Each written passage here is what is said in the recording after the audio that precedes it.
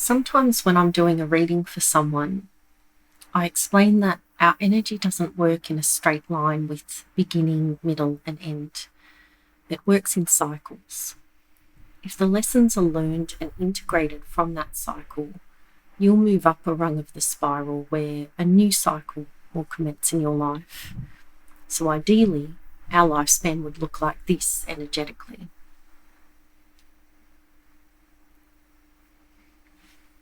However, when we don't learn the lesson of that cycle, we can get really stuck on the one loop and life becomes a broken record.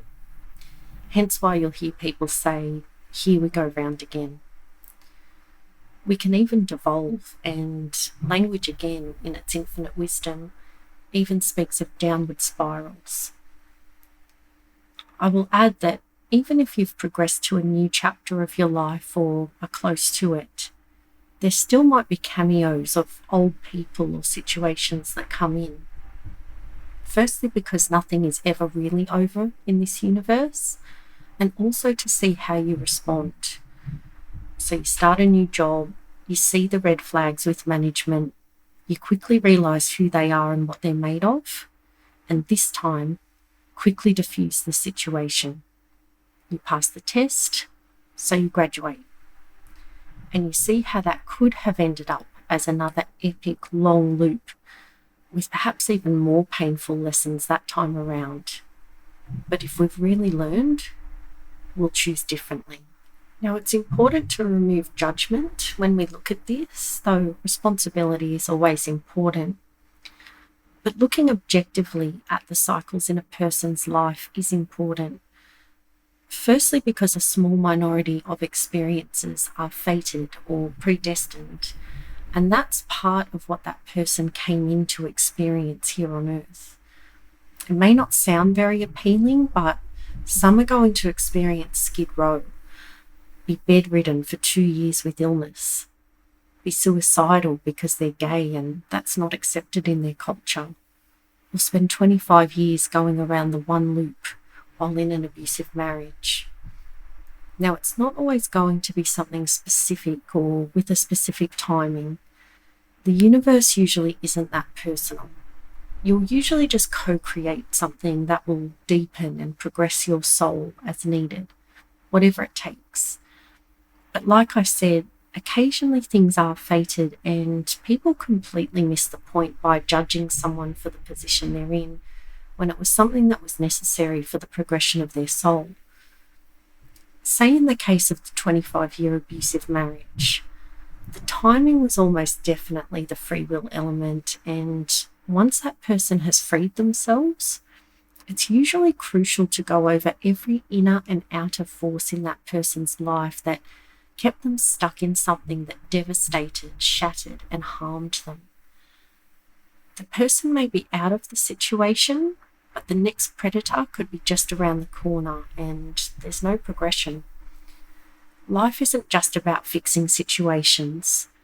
The real work is learning, integrating, and graduating from the lesson and moving on to the next cycle. So that person who they're about to meet, who's in the same mold as the ex, will be quickly identified and removed from their life. The idea is to experience it, then transcend it. Have the experience and allow the inner shattering, then start to rebuild, brick by brick. To speak more of progression, ideally the autobiography of our soul would be feel, observe, experience, learn and transcend. Feel, observe, experience, learn and transcend.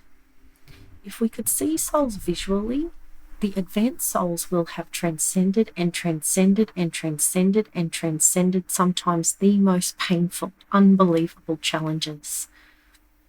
Very young souls will be having lessons and experiences around basic empathy, actions and consequences, etc. As soon as they start to have thoughts like, my actions impact others, they'll be due for a massive graduation, which is great to see. However, we're all aware that millions of souls on this planet have not yet learned or integrated these sorts of lessons, and we cannot fall into the trap of comparing these sorts of lessons and level of consciousness with the way more advanced stuff that old souls experience. Now, that's easy enough to understand, but sometimes people get confused when they see people who have had a spiritual awakening or are quite progressed along the spiritual path also experiencing debilitating or devastating challenges and strain in their lives. And because the lessons are progressive over lifetimes, old souls will often have a lot of difficulties when they're young because life needs to get them spiritually progressed fast enough to catch up with the spiritual level they had previously attained. There might be a few standout traumas, but overall, life's tests and challenges are progressive and continue to increase in difficulty over the course of your life and lives. You might be able to think of some of the things that happened to you when you were younger that tested you beyond all limits, though now you can see that those experiences were just preparing you for the bigger stuff to come. Quite a few people seem to think that the more you progress spiritually, the easier life will get. And you do develop more skills, have more reference points, a greater sense of purpose. But easier? That's simply untrue. Think of someone who has achieved spiritual SAS or ninja warrior level, like Jesus Christ. His life ended with a literal crucifixion, to give you some idea. So while some spiritual beginners might confuse what you or others are experiencing as being stuck on a continuous loop, nothing could be further from the truth. Old souls will have transcended things that many don't even know exist. That's why it's such a delight to meet another one.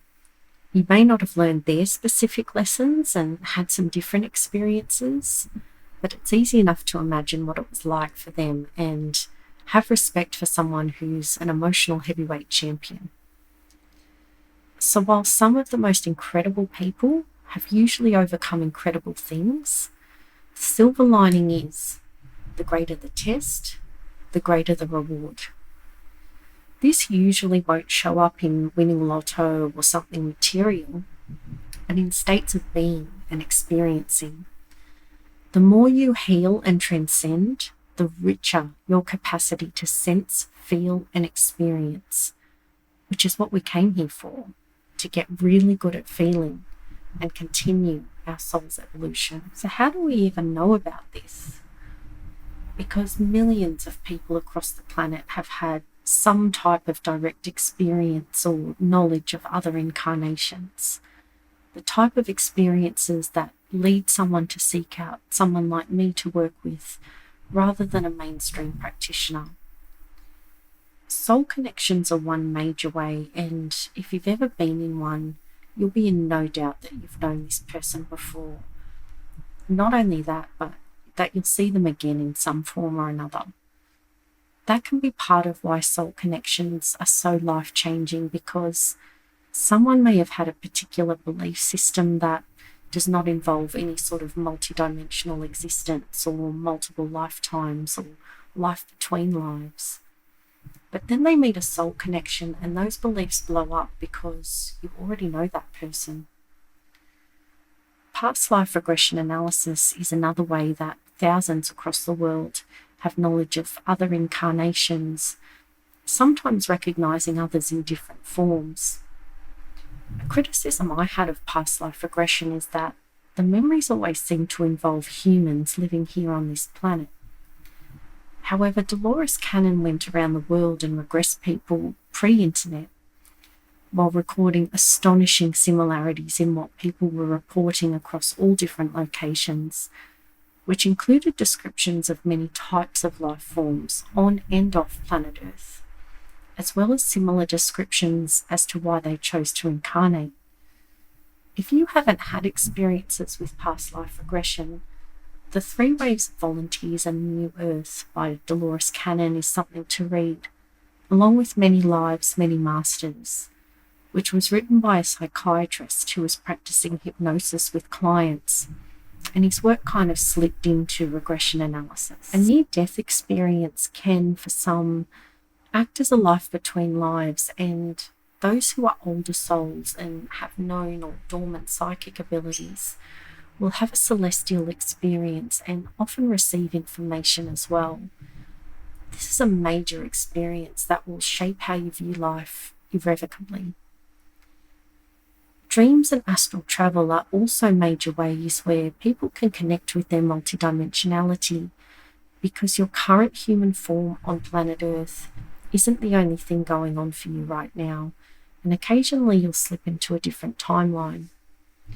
I've experienced flashes or moments of other lifetimes through dreams where I was a different person in a different place and time, but recognized myself as it was my essence, my soul. You can also be visited by deceased loved ones who will sometimes convey information. Often it's while you're asleep, but not always, just because your ego is at its least active while asleep, so the veil is thinner.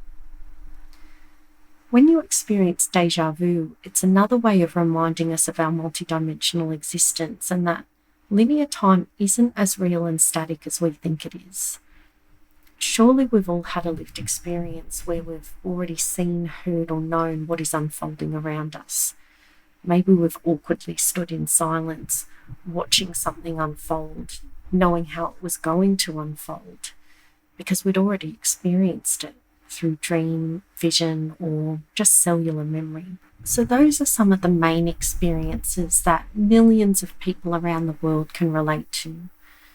Some people will just get a glimpse or a moment to remind them there's a whole lot more to our existence than going to work and paying the mortgage. Others might face a bombardment of spiritual experiences, and if that's you, we're probably talking about a spiritual awakening here. Though there will be times of stagnation, regression, contraction, and consolidation in our lives to be accepted and honoured, the general design of our lives is about growth, progression, expansion, and evolution. If you still don't believe me, just try to keep everything as it is and see how you go. Whatever you're facing in your life as you listen to this, I invite you to think back to some of your earlier tests and challenges that seemed insurmountable, that seemed unbearable. And with some of those, they might have even acted as a stepping stone to equip you for what's happening now and in the future. And it's not just your life here now that's been preparing you for this. You've been training for lifetimes.